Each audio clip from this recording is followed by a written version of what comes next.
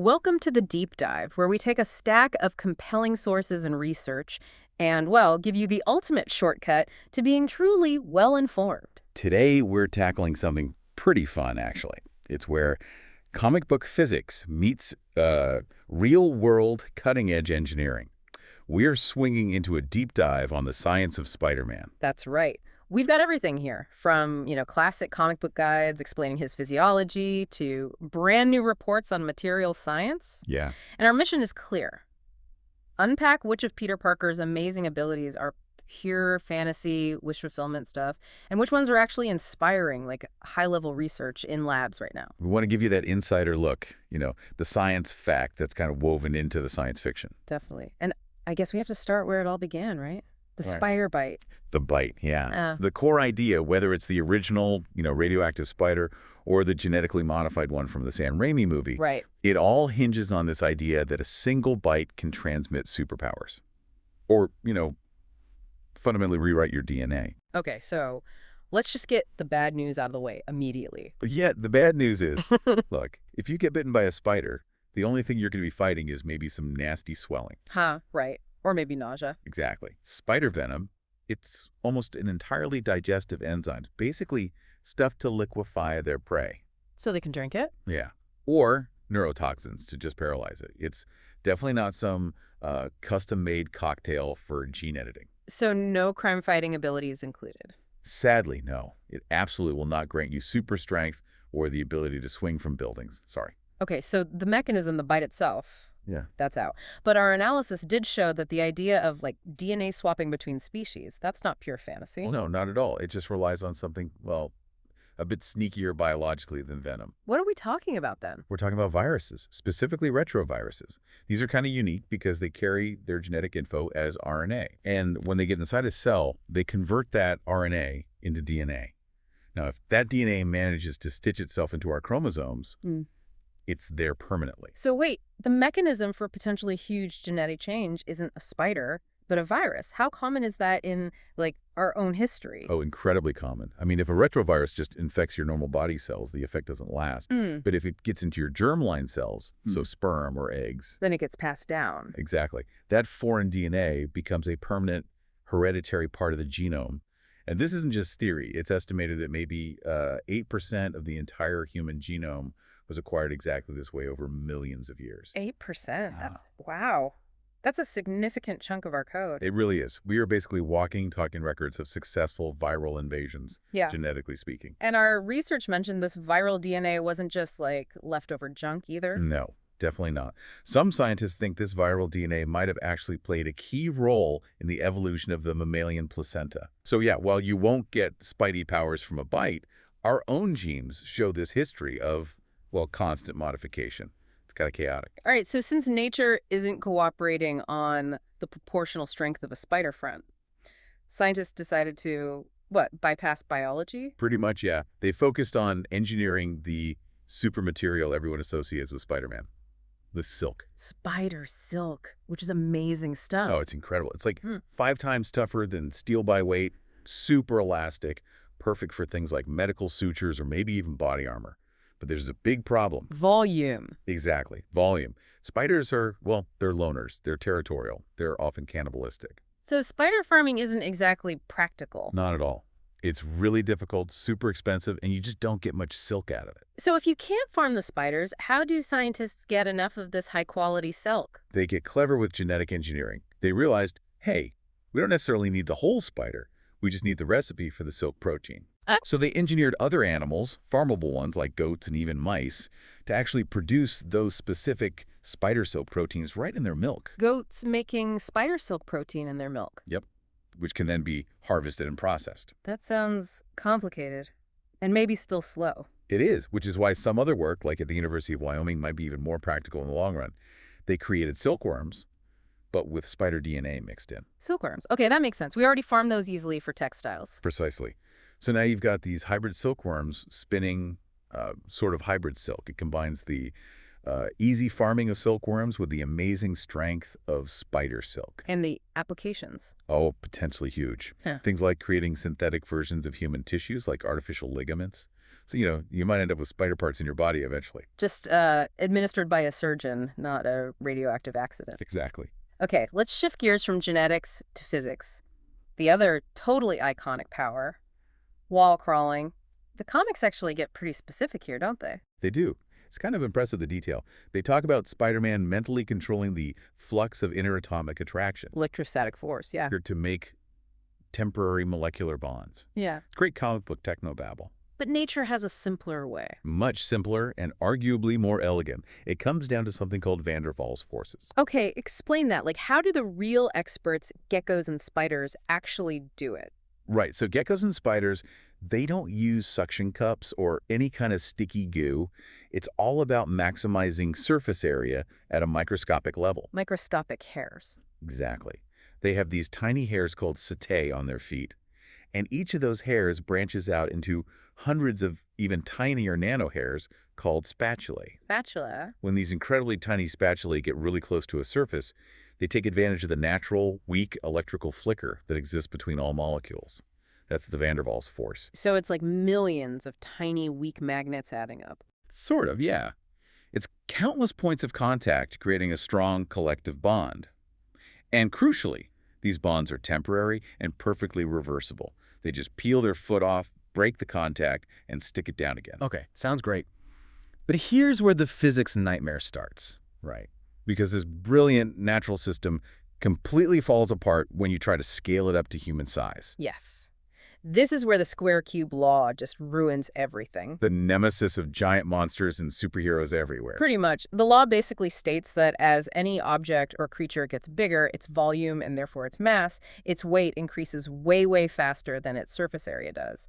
Volume cubes, surface area squares. Right. So like the classic example is an ant. An ant can lift crazy multiples of its own weight. Because it has a huge amount of muscle cross-section relative to its tiny volume. But if you just magically scale that ant up to, say, the size of a dog, It would collapse instantly. Its legs couldn't possibly support its own weight because the weight increased so much more dramatically than the strength of its legs. Okay, so back to wall crawling. How does that apply? well, a human is, what, maybe 1,000 times heavier than a little gecko? To get enough gecko-like adhesion using those van der Waals forces, a human would need just an absurd amount of adhesive surface area. Like wearing giant sticky mittens. Bigger. Calculations suggest something like 40% of their total body surface would need to be covered in these adhesive pads just to support their weight against gravity. And even then, the actual sticking power isn't that great, is it? No, the numbers just don't work for humans. Gecko adhesion gives you maybe 10 newtons of force per square centimeter.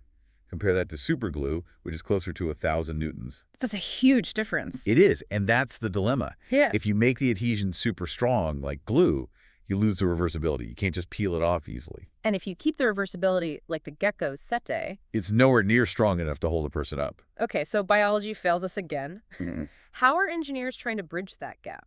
I saw something about a hydrogel breakthrough. Yeah, this is really cool cutting-edge stuff. Researchers have developed this strong but reversible adhesive using a hydrogel. Hydrogel, like contact lenses. Exactly the same kind of flexible, water-based material. But it has two states. When it's wet and sort of rubbery, you apply it to the surface. And because it's pliable, it flows and squeezes into every tiny crack and groove, every microscopic imperfection. Okay, so it molds perfectly to the surface texture, like making a quick dental impression. That's a perfect analogy, yeah. It conforms completely. Then comes the trick. It dries incredibly fast. And as it dries, it becomes maybe 1,000 times more rigid. It goes from rubbery to something hard like plexiglass. While still keeping that perfect molded shape inside all those tiny surface grooves. Exactly. The bond isn't chemical, it's mechanical. It's like a microscopic lock and key. Using all that surface area, in a way van der Waals forces just can't for something heavy. And the genius part is getting it off again. You don't just rip it, right? Nope, you just add water. The water immediately reverses the process. The hydrogel swells up, goes back to being rubbery and slippery. And the mechanical lock just releases. Precisely. The seal breaks easily, no damage, no sticky residue. It's a huge step towards non-messy, strong, reversible adhesion for human scales. It cleverly sidesteps those square cube law limits. We keep coming back to that square cube law, and it really hits hard when we look at Spider-Man's raw strength. The comic descriptions are Oh, they're nuts. They really are something else. Yeah. The lore suggests Peter Parker's actual muscle protein got rewritten, making it more like spider webbing. Producing way more of the contractile proteins actin and myosin. Right, leading to, under normal conditions, being able to lift over 10 tons, which is already incredible. But then you get those fight or flight moments. The sources claim that under extreme stress, he can tap into this latent strength, lifting up to 130 tons. Yeah, like lifting debris the size of a locomotive. That's just biologically impossible for something human-sized, isn't it? Completely impossible, Yeah. proportionally. Because here's the thing, even if you could magically beef up the muscle fibers themselves, Yeah. you have to think about the whole system. What do you mean the whole system? The skeleton that supports the muscles, the tendons and ligaments that connect them, the entire vascular system pumping blood. Ah. If a normal human body suddenly tried to generate the force needed to lift a train car, the tendons would just rip right off the bones. Ouch. The bones themselves might shatter under the strain, and the instantaneous spike in blood pressure could literally kill you.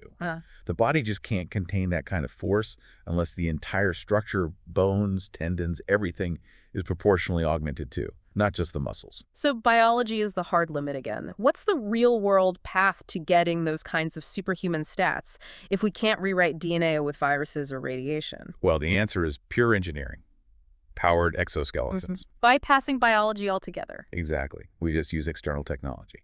These wearable robotic suits are already being used by the military in factories. To boost strength and endurance? Yeah, they let a person lift really heavy objects like they're nothing, or walk for miles carrying huge loads. It's achieving those superhuman feats, but with robotics and hydraulics, not biology. Okay, let's talk about maybe the most iconic tool. The web slinging. We already touched on spider silk being this gold standard material. Stronger than steel by weight, super elastic, yeah. But Peter Parker doesn't make it biologically, right? He synthesizes this web fluid, and the comics describe it as a shear thinning liquid. Is that plausible? Oh, absolutely plausible. That description is spot on, scientifically.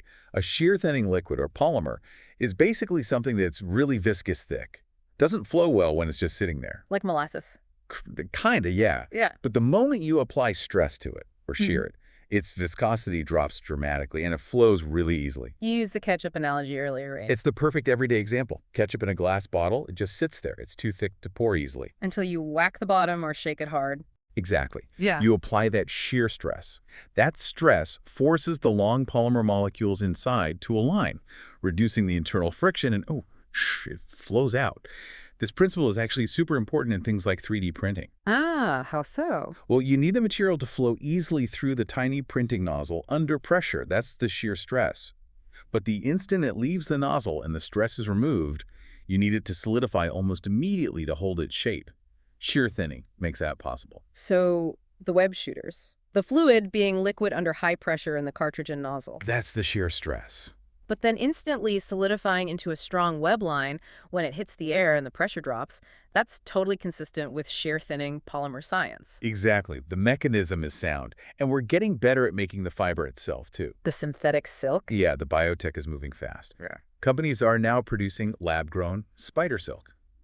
They basically insert the spider's silk-making genes into things like yeast or bacteria, or even those modified silkworms we talked about. And make them churn out the protein. Right. And this synthetic silk is already being tested for stuff like advanced medical sutures. It's strong and biocompatible and high-performance fabrics, maybe even lightweight body armor components. The web fiber is becoming very real. Okay, finally. We have to tackle the most out-there power in the whole lineup. The spider sense. Ah, yes.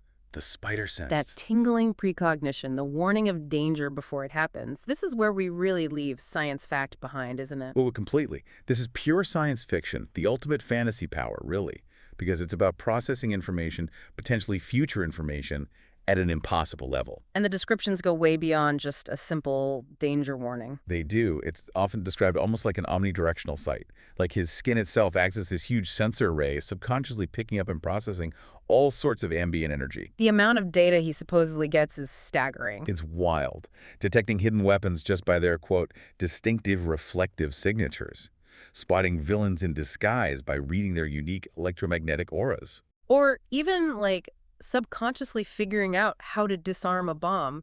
by sensing which wires have current flowing through them. Right. It's basically a radar system for everything in the environment, plus a dash of seeing the future. Okay, yeah, that level of precognitive hyper-awareness. Definitely impossible. Yeah.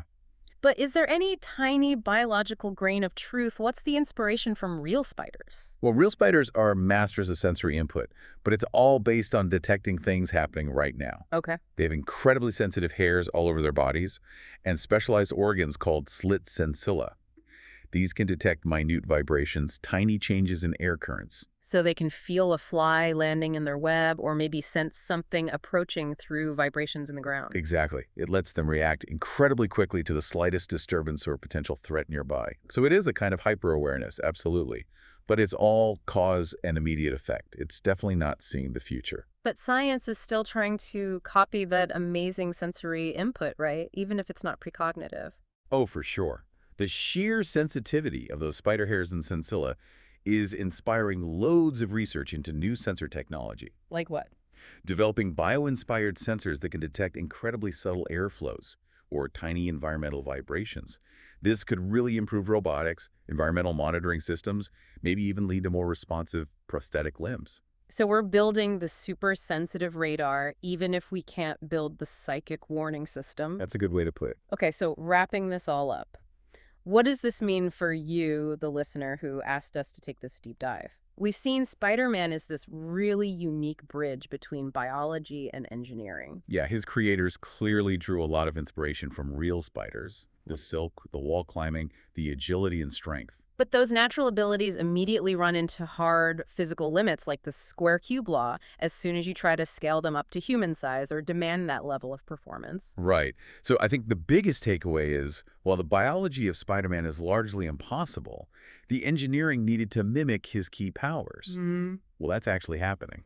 We're literally creating his abilities through external means, engineering stronger synthetic silk, Developing those really effective reversible adhesives. using powered exoskeletons to grant that kind of proportional strength. It's all in progress. And it's interesting, Peter Parker himself, the character, he's not just known for having powers. He's famous for being a science whiz, right? Always curious, tinkering, building things, trying to improve his own tech. Absolutely. He embodies that scientific spirit, taking risks, experimenting, that relentless curiosity. The intellectual journey is almost as important as the powers themselves in his stories. Yeah, that's a great point. Yeah. So we've established that a radioactive bite or even genetically modified one isn't going to give you superpowers, but No. we are actively creating the materials and the technologies that replicate almost all of his signature abilities. We really are. So here's the final thought to leave you with. If we can eventually engineer all of Spider-Man's key abilities, the wall crawling, the super strength, the web fluid, does that ultimately say more about the limits of human evolution or perhaps the limitless potential of human ingenuity? That's something for you to think about.